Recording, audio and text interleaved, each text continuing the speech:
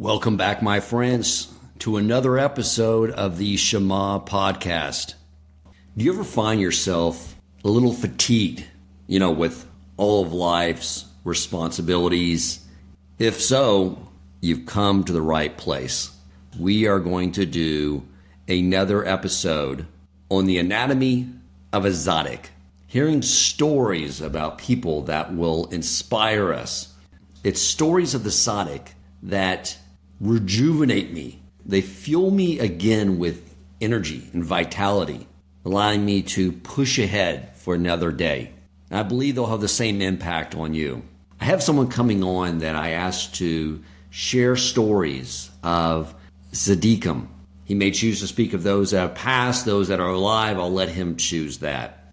But I decided I wanted to begin by sharing a story of a Tzadik that I personally know that you will find very inspiring. The person is a rabbi who has dedicated his life to teaching Torah, to reaching out to Jews, to be there to inspire them and get them to understand the beauty of being a Jew, teaching them the wisdom of Torah and bringing them closer to Hashem. And I've watched the way he conducts his affairs, and I've told him before, and I've said, with your creativity and with your work ethic, that if you were to go in the private sector, you would be worth tens of millions of dollars at the minimum. And he said, but that's not something I'm passionate about. I wouldn't have the same level of energy and focus because it's just not something I'm passionate about. What I'm passionate about is helping out my fellow Jews. Now, being in that type of position does have similarities with that of other professions. With the rest of us, we have a profession, something, our livelihood, and we all know sometimes you have to disengage from it if you want to be most effective at it. So a lot of us do things like pick up golf, or maybe fishing, or maybe your way of disengaging is sitting on the beach, reading a book. Whatever it may be, we all sort of come to this conclusion that we need a little me time to rejuvenate ourselves so we can come back into our profession and other worldly responsibilities with fresh eyes. Now, the person I'm referring to realized he needed to do the same. But try to get your heads around this. For those of you who are not in a community, you may not be aware, but there's an organization called Hatzalah. And what it is a volunteer organization where people get their EMT certifications and provide free medical care to people in the community. Since they are embedded in the community, they can reach these people much quicker than the city services. This person decided that his way of having an activity outside of his other profession of teaching Torah, helping Jews, his idea of having another activity outside that was to volunteer for Hatzalah, meaning his getaway was, instead of teaching Torah and helping inspire Jews spiritually, was to be there to help them in medical emergencies. What I've seen from this individual is that there is no concept of me time. It's a constant focus on everyone around him and their needs. And his family reflects this as well. The home they live in was selected because it's at the heart of this Jewish community. And in the same way of Avraham and Sarah, every Shabbos, and I would say all the time, their home is opened up to everyone. On Shabbos, when people are walking around in the afternoon, it's Grand Central Station. They have a water station outside for people who just want to come by and get some water in the hot summers. Their doors are always open for someone who wants to come in and get some food and a drink and chat and visit with other people. It's non-stop. It's hard for me to grasp. I'm someone that likes to engage with the world but needs to pull back and sort of just go into my internal world. So to me, this is just the most amazing thing. And there are some times where I need some therapy. I'm struggling with something. Now, I heard your collective sigh as you thought to yourself, sometimes you need therapy, Dan? Okay, granted, probably need therapy every day. However, when I do have those moments where I know I need help, I'll send him a text and say, I really need some therapy. I need to talk with you. And he always, regardless of how busy his schedule is, he always makes time for me. And when I go to his home office carrying the weight of the world on my shoulders, I always leave his office light, with clarity and focus. You know, when my family and I were living up in the suburbs, in a very pristine little community in a bubble of the woods, perfectly manicured yards, we had our home custom built, selecting every detail for the aesthetics. We had an interior decorator come in, choose color schemes, buy artwork. We bought new furniture for it. We had landscapers come in, design it to be aesthetically pleasing. But we realized we wanted to be in a community. So I called a real estate agent up and I said, find us a home. We want to be in this particular community and in this particular area of the community. And he basically said, that's easy. There's only one option. Let's go out and check it out. So we go to this home. We walk in through the front. There had just been some foundation work done. So the gardens around the front not only contained dead shrubbery, but mountains of mud and concrete. The metal siding around the gardens was so old and rusted, it was popping up in the air. We go inside the home. The blinds, I'm fairly certain, were the original install when the home was built in 1980. Broken, most didn't work. The aesthetics of the walls were old intercom equipment that didn't work, old alarm systems that were very large that didn't work. There was a hole in the roof that was allowing water to come in two of the bedrooms and also allowing a family of possums to live in the attic. When we walked out into the backyard, it had been so unattended for so many years that some of the weeds were as big as trees. The concrete and mud along where the gardens used to be, in conjunction with the fact that the patio concrete had sunk, was causing a mudslide along the patio. We walked back inside with the realtor, and my wife and I looked at him and said, is this really the only option? We'll buy, we'll rent. We're open to that, but is this the only option? And he said, yes, this rental is your only option. My wife and I looked at each other. We smiled and said, then it's absolutely perfect. We'll take it. You see, my friends, the reason this home was perfect was because it was where we wanted it to be, just a few houses away from the person I just mentioned to you. And this has evolved over time because as we've gotten to know our neighbors, as they've graciously have invited us to their homes for Shabbos or Yom Tov, and we've gotten to know them, every time we get to know one of our neighbors, our home value increases in our eyes to where now this is the finest home we have ever lived in. When you are around people like this, the task of breaking yourself from materialism becomes so effortless that I don't even believe there's merit involved in it. So I have someone coming on, as I mentioned, and who is my guest? It's the very person I was just describing to you. It is Rabbi Aryeh Wolbe, the executive director of Torch and host of the Jewish Inspiration podcast and co-host with Rabbi Nagel of the Unboxing Judaism podcast. My friends, we always need some inspiration. I think what I just shared with you alone should make you feel that knowing that there are people like this in the world to look up to, that we know are there for us, should give us the confidence that we can accomplish anything and everything that we set out to do. Welcome to the Shema podcast, the podcast for the perplexed, where Torah insights, intertwined through personal stories, as well as interviews with leading Torah scholars, demonstrate the empowering qualities of Torah and mitzvot.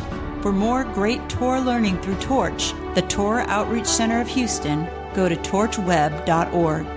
Now to the show. Welcome, Rabbi Aryeh. And for those listening, I have another amazing special guest, Yitzi Wolbe. And he's going to have some brilliant stories to share as well. So, Rabbi Aryeh, let's get to it. Inspire me. Tell me some amazing stories. One of my favorite things I've ever heard from my rabbi was the idea that Torah, the King David says, Torah is like honey. Mesukim midvash v'nofes tzufim. The Torah is sweet like honey.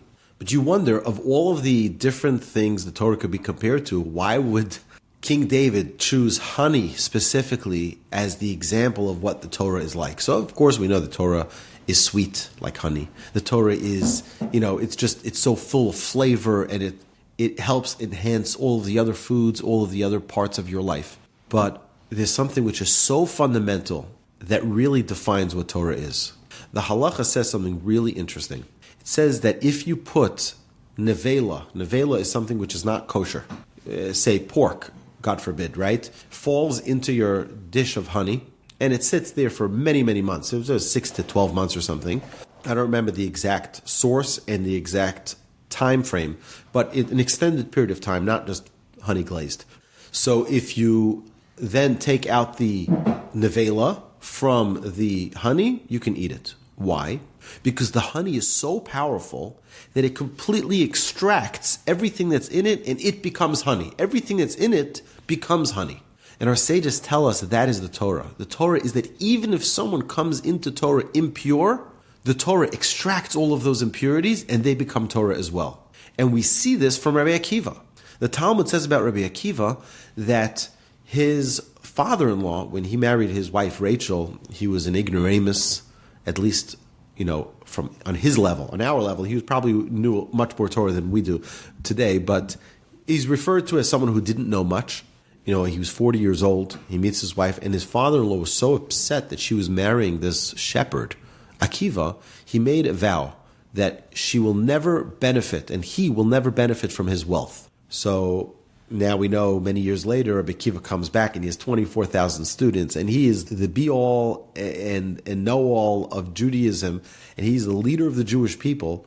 And he just comes, his father-in-law is so happy to invite him into his house and to give him and to share a nice brunch with him. And the Talmud asks, 1 second, didn't he make a vow?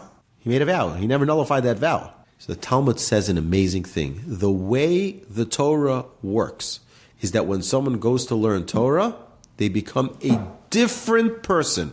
When someone goes to medical school and they're angry, they come out as an angry doctor. When someone is jealous and they go to law school, they become a jealous lawyer. It doesn't change the traits. You get more knowledge, but it doesn't change who you are. But when someone goes to learn Torah, they become completely transformed. I've seen it with my own eyes, both in myself, I've seen it in other people. People who had negative traits that are beyond, like you wonder, how can a person ever overcome this? But they sit and study Torah, and the Torah completely transforms who you are. I was thinking of the qualities of honey outside of being very sweet, but it's also very sticky. I'm wondering if that's what you're referring to. It does sort of stick to you in a way that does change who you are. It has that ability unless you wash it off. And the hope is that we keep it and we stick it to ourselves and we keep it part. I want to share with you an example of an amazing person, Rabbi Yaakov Kamenetsky. Rabbi Yaakov Kamenetsky was just, his face glowed with a joy, with a happiness. He smiled. It lit up the world. And at his funeral, there were tens of thousands of people at his funeral. I was fortunate to be at his funeral. It was 1986. I was 8 years old. And at his funeral, there was a nun there. Here's a great rabbi. In the streets of Brooklyn, there's a nun at his funeral. So they asked the nun, what are you doing at the rabbi's funeral? She says, this man was such a special man. Every morning he would pass by the monastery where we were. Every morning he passed by, he said, good morning. Every morning he passed by, he said, good morning. He said, I knew this wasn't just a man. This was someone who was great. Greatness doesn't necessarily mean that you're isolated from the world. Greatness doesn't mean that you're in your little box and you're completely removed from the world. On the contrary, it's you recognize that every human being has value and every person is great. And you can bring out that light in other people just by being who you are. I want to tell you an amazing story about one of my children I hope he doesn't hear this podcast because he's going to be embarrassed. But it really is, if you want to know what real greatness is, listen to the story. It is unbelievable. So I have one of my pet peeves. All of my children know this. You don't touch the food at Kiddush in shul till after the rabbi says, Borei Pri Hagafen. Till the rabbi doesn't finish the Kiddush, you don't touch the food. You don't even touch a plate or a fork. You don't put anything on your plate. Don't take a cookie. Nothing.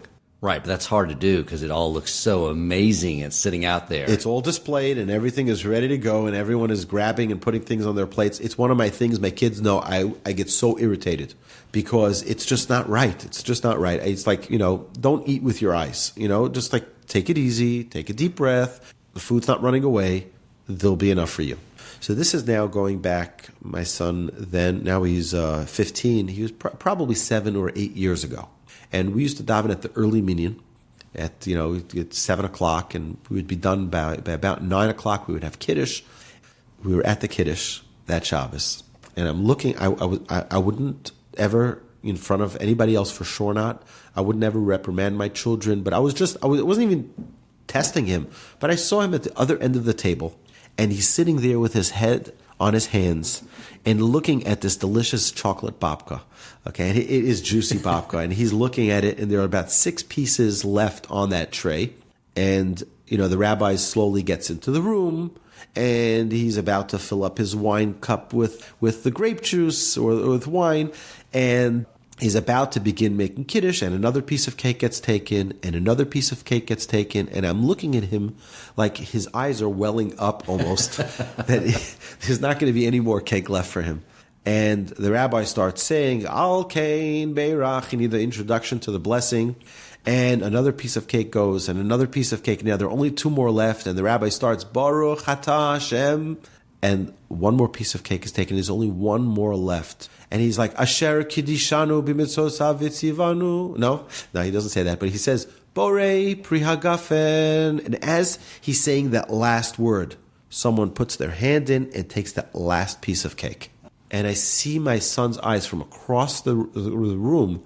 I see how his eyes sort of drop and I cannot believe it. It's like the one piece of cake that was left is gone now. And I didn't tell my son that I saw it.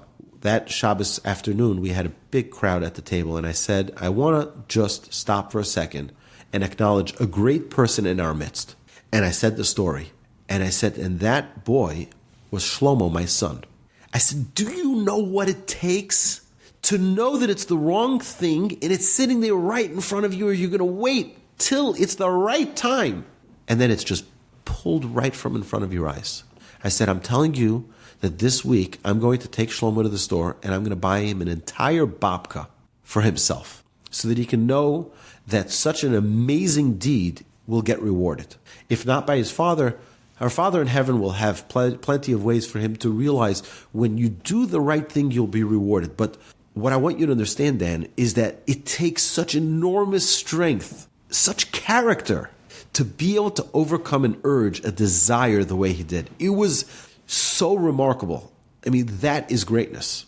It's like, how many of us would be able to withstand such a challenge? Where we know it's just not the right thing to take it before the rabbi's done the Kiddush and just leave it there and it gets taken right in front of your eyes. But when we know it's the right thing to do, it's still challenging. But it takes someone great who can really stand up to such a challenge. I thought that story is a story of absolute greatness because it's what really a tzaddik is able to do, is able to mind to control matter. You're able to control the other things that are going on around you.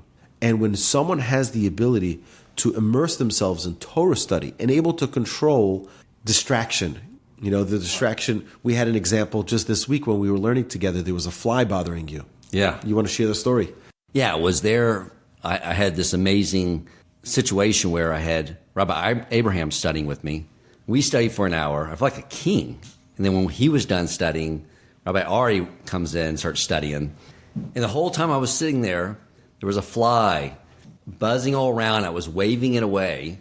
And then finally you share with me, Rabbi Aryeh, it's like you said, that is what the Yetzer Hara is, just bequested Hashem, create a challenge for this guy, see if he can focus. And when I finally ignored it and just let the fly be wherever it wanted to land, it was gone. It never bothered us again. Most distraction is because we allow the distraction to be there. I want to share with you two amazing stories about how people, great righteous tzaddikim, were able to overcome distraction. And because their focus in Torah was so great that nothing was able to get in their way. But I want to turn the microphone to my dear son Yitzi, who's going to share with us a story about Rabbi Yosef Shalom Eliashiv. Beautiful.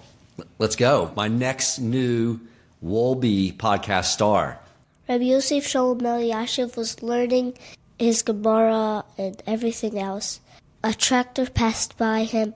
He didn't even realize it. And that same day, there was a man fixing his sink, and he didn't even realize it because he was just learning. An hour later, another tractor passed. He didn't even realize that again. Another one passed. It was even louder than before. He went to get a drink. His sink was already fixed. He was like, how did the sink get there? And then his wife was like, I don't know. Maybe you were just learning and you didn't hear it.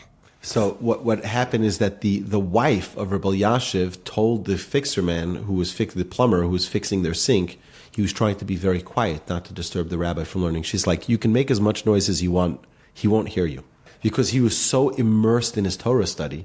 The tractor passing by, he didn't hear. The bulldozer passing by, he didn't hear.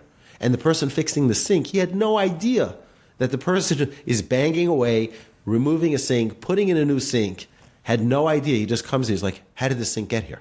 Like, that's total being completely immersed in thought, in concentration, in focus is one of the keys to greatness. I want to share with you one more story that I've told to Yitzi many times. We've read this in a book together.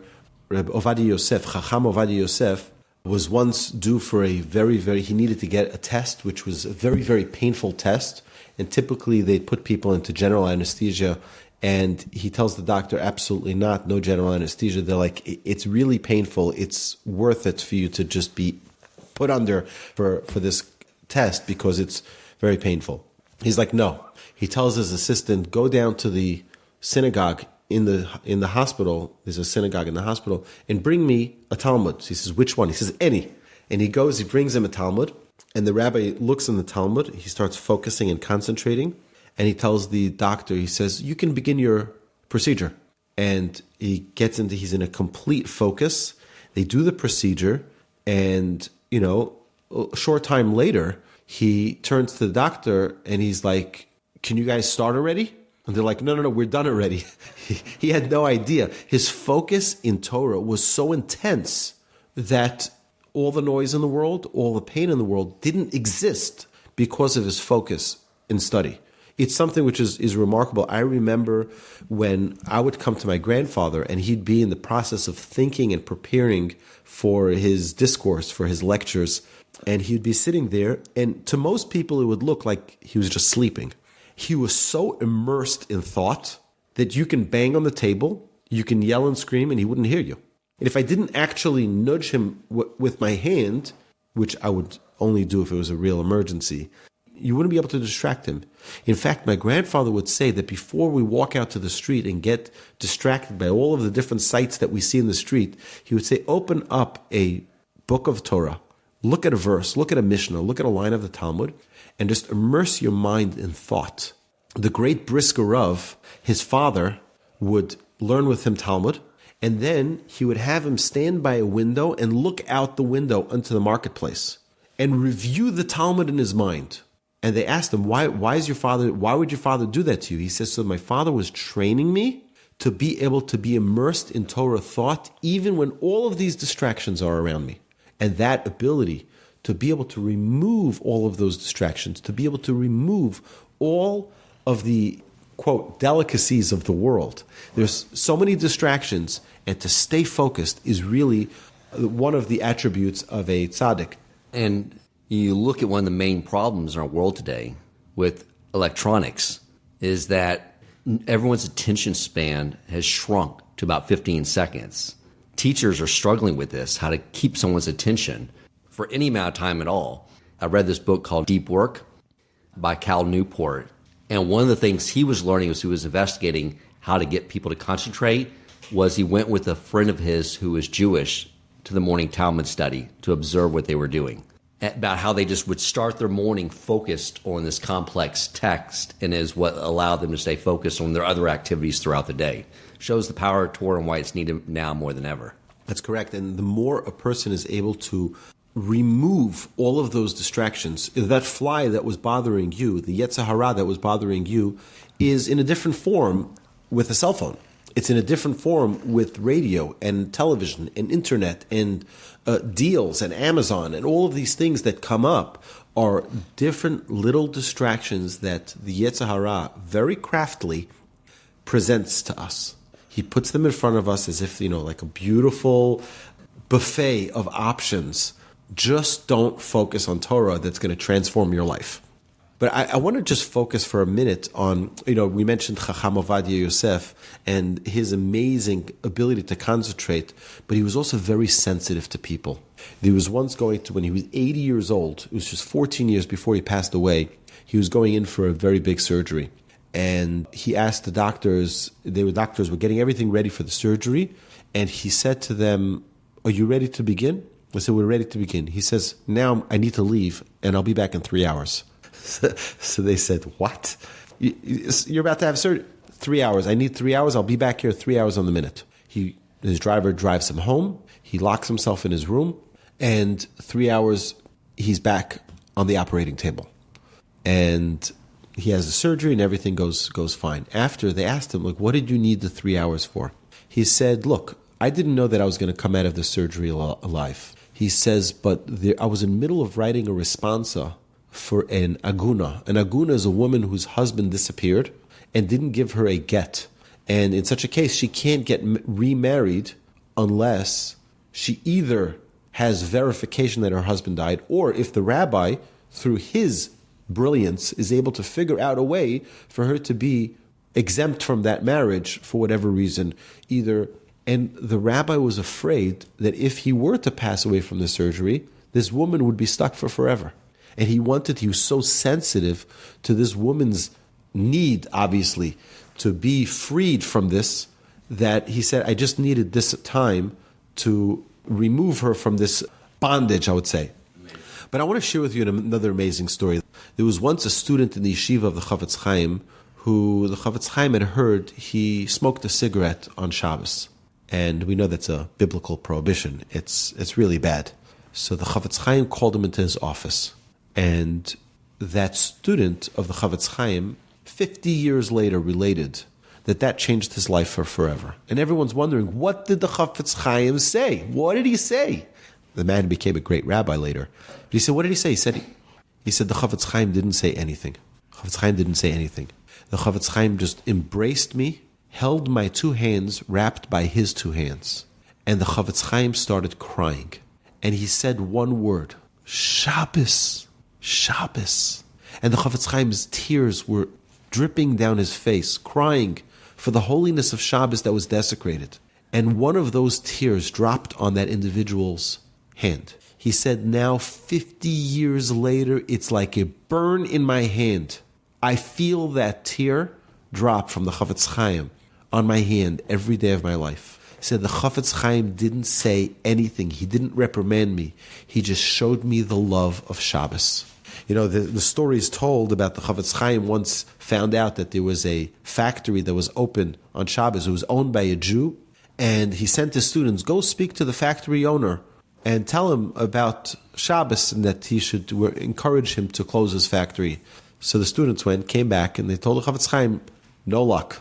So the Chafetz Chaim packed his bags and he went himself to go speak to the factory owner. And sure enough, the factory owner closed his factory on Shabbos. So the students asked the Chafetz Chaim, how come you were successful and we weren't? He said, because when he told you, he had a steel mill, and he told you that he needs the machines to be open, on Shabbos, because to get it to the temperature that it needed, it would take till Tuesday if he turned them off for Shabbos. And you started getting into all the technicalities of his business. He says, I don't run a steel mill. I don't run a business, but I do run Shabbos. I do love Shabbos. He says, I wasn't trying to sell him how to run his business. All I was trying to sell him was the enjoyment and pleasure of Shabbos. He'll figure out how to run his business. And it's the love the Chavetz Chaim had for every Jew. There's another story that Rabbi Basko just shared in the Spark this week, in the beautiful weekly publication. He shared a story of the Chavetz Chaim where he traveled to Russia to meet a very wealthy Russian Jewish businessman, and he asked him, his yeshiva was in desperate need of funds, and this wealthy Russian businessman gave him an enormous amount of money. The Chavetz Chaim looked at the money and started crying. And the businessman immediately tells him, I'm sorry, I didn't give you enough money. I'll give you more money. How much more money do you want? Chavetz Chaim says, no, I don't need more money. He says, I'm just sad that such a great person like yourself will suffer so greatly in the world to come because your factory is open on Shabbos. The Chavetz Chaim wasn't saying it to hurt this individual. He loved this individual. He saw the beauty, he saw the greatness of this individual. And he cared, he deeply felt the pain that this person is going to suffer so greatly because they desecrated the Shabbos. So the person said, I see your love for Shabbos is so great. I'll observe the Shabbos. In your honor, I'll observe the Shabbos. And indeed he did. And the Chavetz Chaim, wherever he went, he showered that love for every Jew. And the love for his own Yiddishkeit, for his own Judaism, that together is the gold mine of greatness. He didn't care about his own money. He didn't care about his own wealth, that's not the point. The point is, you have an opportunity to enjoy Shabbos and you're not enjoying it. It hurts me. It pains me. You know, this trait that seems to come up over and over again goes back to Moshe, because he is described as being the humblest man ever, but as great as all the Jewish people combined. And when I was reading the commentary, reconciling how that could be the case, it was saying that it was because all his concerns were on all the Jewish people. Like, their needs were his needs. That's what made him as great as all of them. You know that when the Jewish people left Egypt, they were busy collecting all of the loot and everything that they could from the Egyptians. The Midrash says that every Jew left with 90 donkeys worth of wealth. 90 donkeys. And Egypt was the wealthiest country in the world. The streets were almost paved in gold. It was really unbelievable, the wealth and the opulence that they lived with. Moshe was busy doing something else. He was busy getting the trees that they would need, the wood that they would need for the temple. He was busy getting the bones of Joseph. He was busy doing a lot of other things than just worrying about himself. So how was he repaid for this? And the Midrash explains that Moshe, when he was carving out the tablets, it was sapphire, it was pure sapphire. Hashem said, you can take those extra pieces of sapphire because you didn't worry for yourself in Egypt. You're going to get the sapphire pieces that are left over from the tablets, and that's going to be your reward. And our sages tell us that the value of that sapphire was far greater than all of those 90 donkeys worth of loot that they got from Egypt. We have to understand that selflessness is one of the key components of greatness. And I want to share with you an amazing story.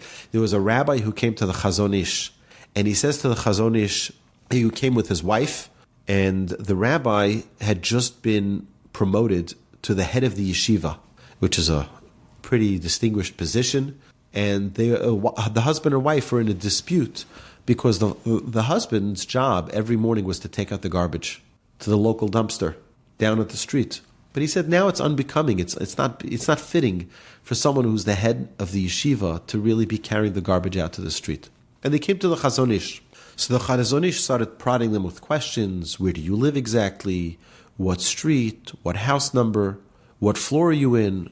Which apartment? What time would you take out the garbage? He says, on my way to the yeshiva at this and this time, I would usually take out the garbage. He says, considering where you live, your house, and the time you would do it, you're right, it's unbecoming for you. It's not befitting for you. The next day, in the morning, at that same time that the rabbi would leave the house, there's a knock at the door. They open the door, and it's the great sage, the Chazon Ish, standing at the door. And they're like, their eyes are popping out, like, what are you doing here? He says, I came to take the garbage out. He says, it's not befitting for you, but it is befitting for me. Please, let me take the garbage. I'll take it down to the street. And that's greatness. Because he was showing by example what it means to not care about what other people say, to do what's right, notwithstanding the circumstances we put ourselves into. He locked himself into a box where someone who is the head of a yeshiva shouldn't be, well, the Chazon Ish taught him otherwise. You know, early on my studies learned that the antidote to the Yetzer Hara is Torah.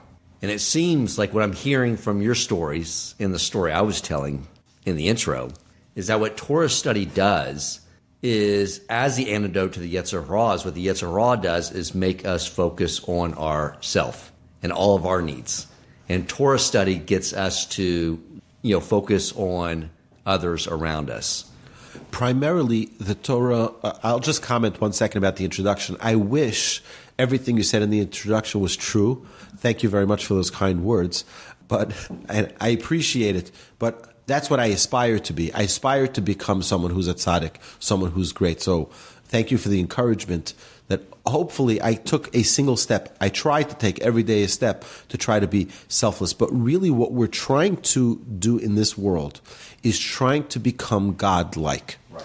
And God-like means that we're kind even when the person we're trying to be kind to will slap us in the face once. And again, imagine if your child, God forbid, right? Imagine your child says, "Dad, give me $10." You're like, excuse me? That's not the way you talk. You have respect. You talk to your father with proper, you say, "Please, Daddy, I'm going with my friends. Is it okay? Can you please give me $10?" Right? That would be a reasonable presentation. "Dad, give me $10." Who do you think you are? You're talking to? So your child would go over and give you a punch and say, "I said, give me $10." I don't think there's any human being who would actually give them $10. But yet the Almighty, creator of heaven and earth, tells us how to conduct our lives, and we ignore him again, trample on his Torah, God forbid, disgrace everything that he stands for, and then we stand in prayer and say, "Hashem, give me money. Hashem, give me success. Hashem, give me. And guess what? Hashem does. You know why? Because Hashem is all kind. Hashem is all kind. Hashem says, "I'm going to give you more and more and more because I believe in you. I believe that one day you'll realize your mistake and you'll come back. I realize that, I know your abilities, and therefore I'm going to continue to shower you with goodness so that one day, hopefully, you'll realize that we're in this together." Hashem is perfect in all his traits. We are not. We have those traits within us, but in a partial measure, which is why traits are called midot.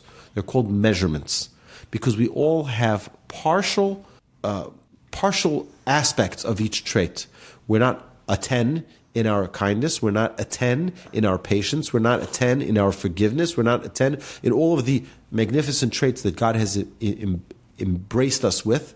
But throughout our lifetime, we're given the challenges that will help us reach and attain that perfection. And that's really the purpose of life. The purpose of life is to get to that level of perfection where we become Adam, man, which is Adameh, which is to emulate God. We want to be God-like. And that's really the essence of a tzaddik, is one who recognizes that that's the goal. Nobody wakes up in the morning and says, "Oh, here I am, a tzaddik."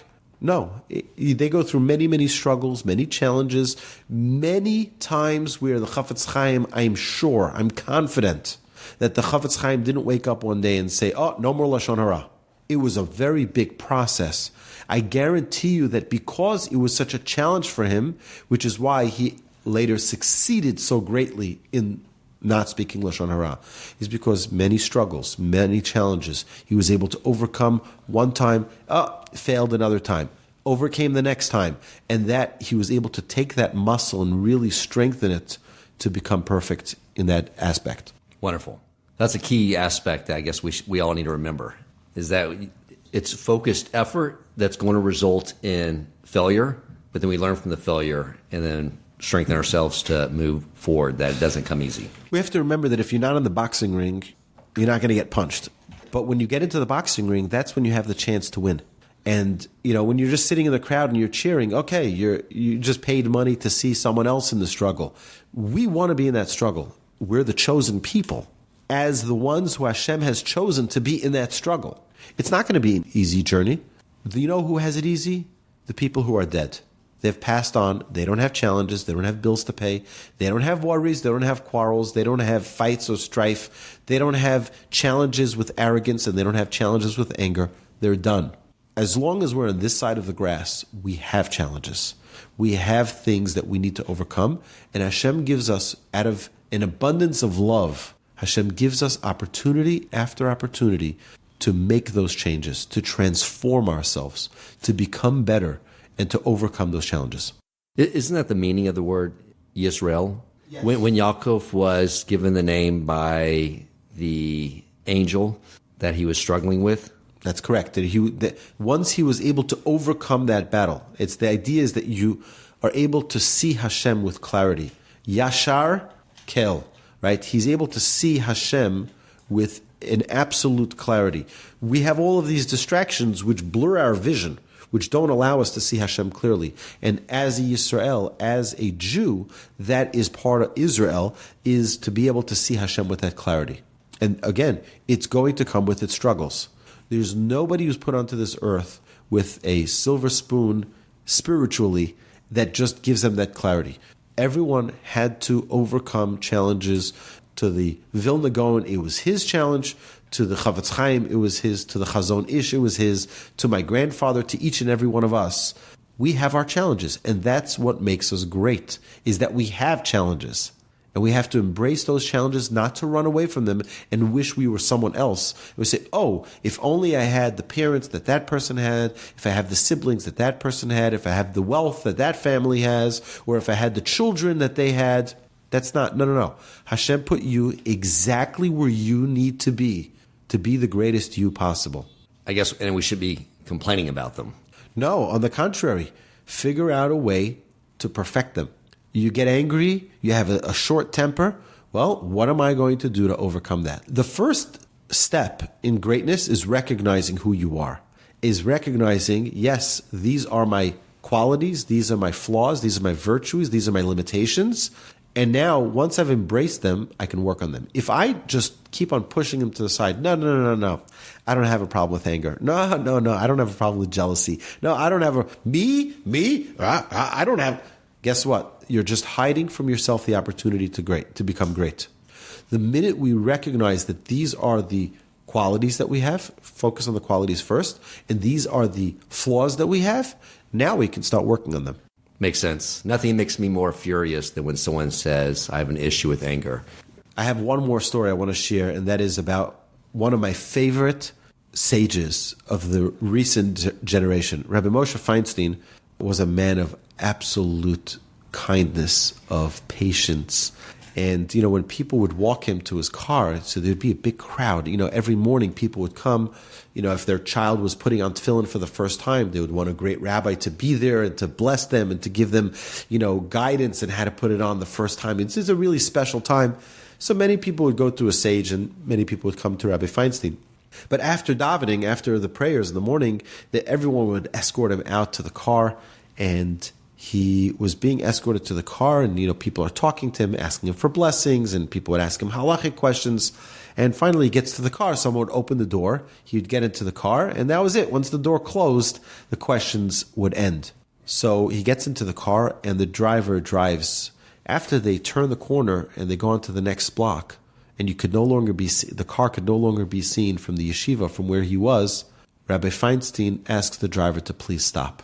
The driver stops, not sure what's going on, and Rabbi Feinstein opens the door with his other hand and pulls his hand out of the door, because the people who closed the door didn't realize, and they closed the door too soonly on his hand, and his hand got crushed in the door.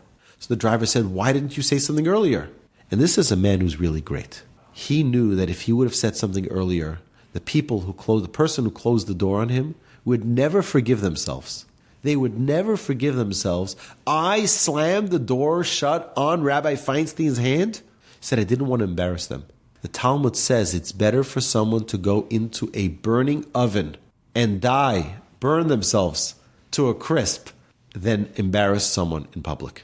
And that's what Rabbi Moshe Feinstein was trying to avoid. He did not want to embarrass this person. So it hurt him really badly, probably needed to go to the hospital to get his fingers repaired, but he would not want to embarrass someone publicly. And that was something which was so important to every one of our sages. Even Moshe, you see, Moshe did not want to embarrass the Jewish people unless it was absolutely unavoidable. And that is the key to greatness, is to recognize that every person's precious, every person has greatness within them, and to help every person bring it to light. And just the level of self-control, because if someone slammed my hand in a door, I would impulsively scream out probably a bunch of explicitives, not thinking about it in pain, but the level of self-control, like you've mentioned about your grandfather too, he didn't just impulsively react to anything. To anything, exactly. Impulse is something that needs to be controlled. It's default programming, but it can be overridden through Torah. Correct. And that, again, Torah is honey. And when you immerse yourself in Torah, you're able to transform everything that's within it with the sweetness of Torah. Beautiful, Rabbi. You know, I always forget before I bring you in here and have you share these stories that what I'm looking for is inspiration, because I'm challenged with something. We all are. But the reality is, what you always remind me of when you're done telling the stories is that I should be excited and ecstatic because I have the challenges. And sometimes I need to be reminded of that. Every person is facing a challenge. There's no one who's given a slip of, you're free to go. To one person, it's their health, and that is the communication from Hashem. To another person, it's their jealousy. To another person, it's their anger. To another, every person, there's nobody who's got a free ride. We've all got challenges, and we have to embrace them and utilize every fiber of our being to overcome those challenges and to attain greatness. Beautiful. Thank you, Rabbi, for sharing that. Yitzi Wolbe, can I bring you back on? Is there any other stories you want to share? So Yitzi is asking me to share a story on his behalf, a story that we discussed last night. I try to tell Yitzi a story every night when he goes to sleep. And I remembered a story about Rav Avraham Pam. He's actually my brother Yaakov's sandik. He held him during his bris and was a very, very special man. And it was one very snowy day. There was a blizzard in New York City. And he used to give a class in one of the synagogues in Flatbush.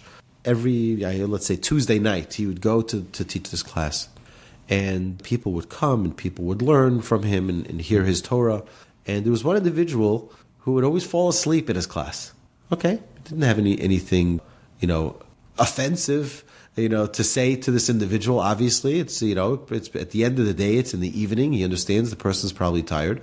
But either way, it was this snowy day. And Rav Pam is thinking, should he go to this class or not? Because most likely, no one's going to be there.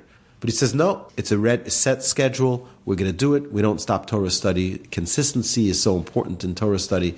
So Rav Pam walks in the snow 2-3 miles to get to this class. And he goes there, and only one person shows up. Who's that one person? That one person who always falls asleep. And the person is all apologetic. I'm so sorry that nobody's here. He says, no. I came because I knew you were going to be here.